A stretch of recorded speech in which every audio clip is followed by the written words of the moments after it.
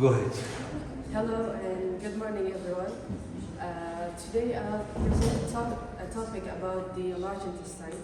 First of all, I want to ask a question. Who knows what organ I'm going to talk about when I'm saying the second brain? Can anybody know about it?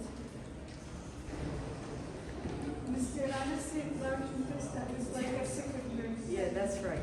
So today Other organs, they estimate it will be a secondary. Still, heart. Also, we have a memory cell in heart. Okay.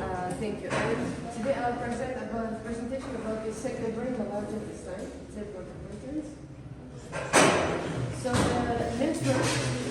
the network about the brain and the large intestine is very amazing. It's like they have a very good and a strong communication between each other. Like any signal that is coming from the brain is also affecting the large intestine and vice versa. Sometimes the large intestine can decide independently without asking for the brain.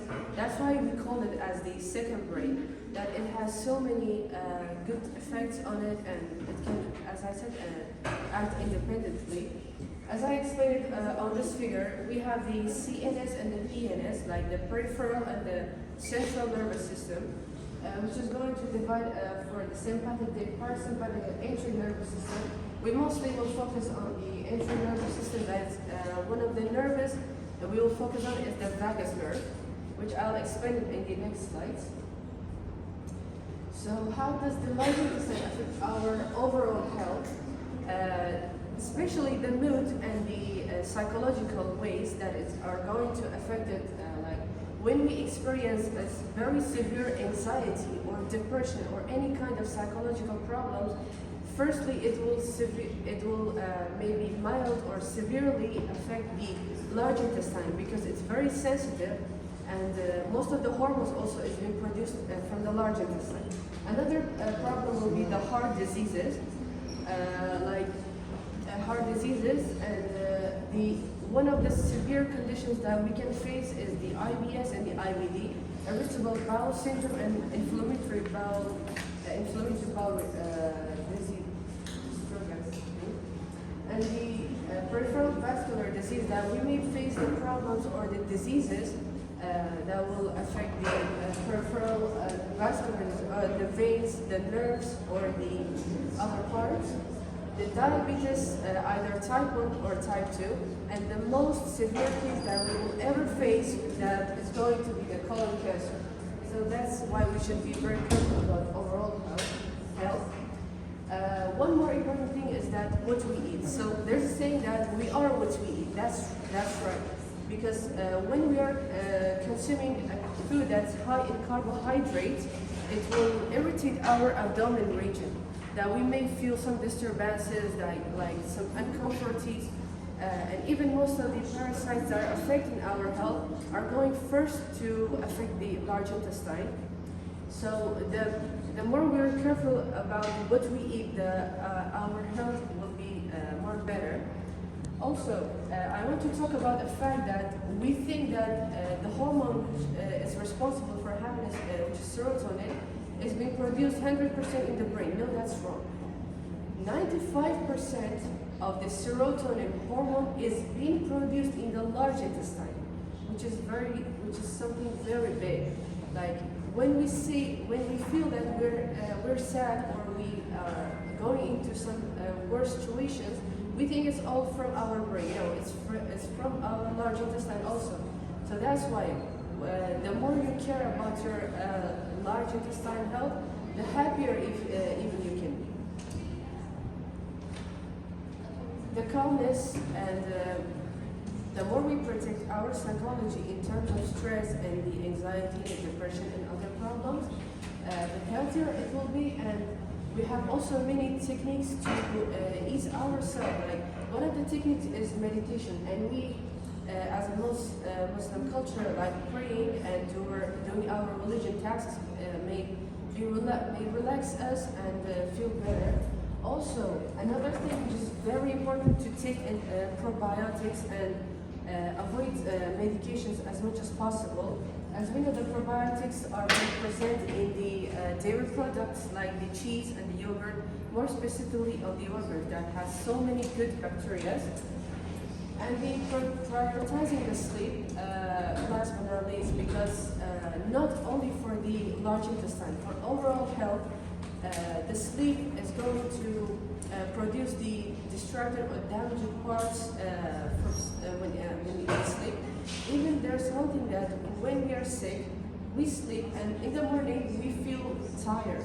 So it's all about the immunity. Like our body is resting, and the only immunity that's more active is the immune system.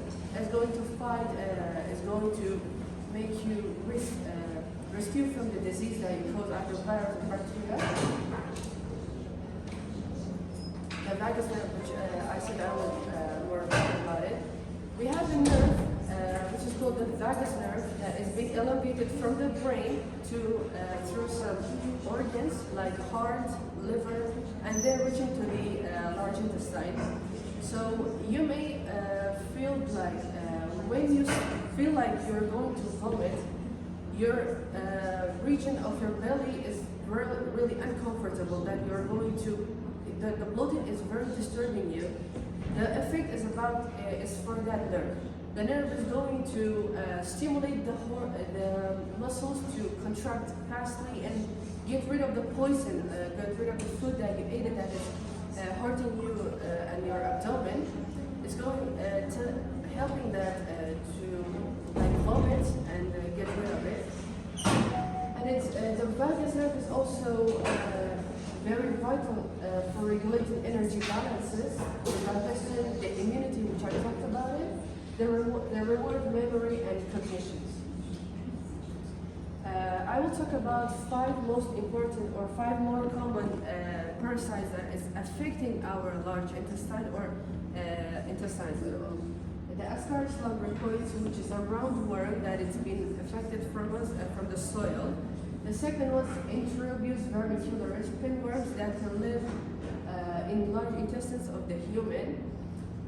That at the night it's going to release its eggs and it will cause the problem. And the Ancylostoma duodenum, the hookworm, which is the worm that is living in the intestine. And the cystoda, as we know, the Tinea saginata, the T-solium, that they are very long in the length. And the Fasciola hepatica, more known as the liver fluid, which is a parasite trematode infecting the liver of mammals, including humans. It's also affecting the animal and the human.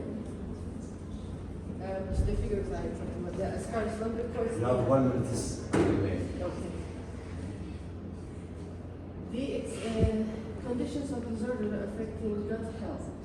So the gut is being like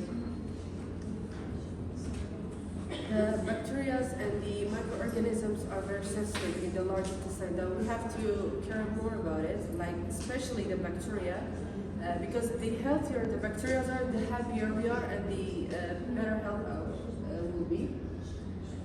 We have some strategies to cope and overcome the disturbances of our gut, like eat slower, watch what you eat, and change how often you eat. You may eat 3 meals in a day or 1. It's all totally up to you. But even if you eat 3 or 2, but you have to be very careful which food you're going to consume. The best foods are like the vegetables and the fruits that contain so much probiotics. Follow your hunches, like stay true to yourself. Drink more water and quit fizzy drinks if you can, and soda beverages. If I can give an example, I will say that it's been like some months I quit fizzy drinks, and I really felt the health of my gut. And washing your hands, you may ask why washing our hands will affect the gut. It will, because also as our professor talked about it, we may have touched the soil, and some eggs may be under our nails or on our hands. When we wash it, we will just get rid of them, and we will be healthy. The most important point is managing our stress, not for the gut health, but for overall health. Managing stress can fix so many problems. Maybe it's hard for us as students, but we have to try it at least. And be considering over-the-counter medicines that the medicines that we can consume without the prescription of a physician. Also, the hormones can have a very big effect. Like, for example, when the woman is experiencing the menstrual cycle, we know the hormone is getting imbalanced, especially the progesterone and the estrogen. They're going to disturb our gut and our abdominal region. And we should all be more careful about the hormonal disturbances and seeking medical attention. Once we experience something, we have to take care of it.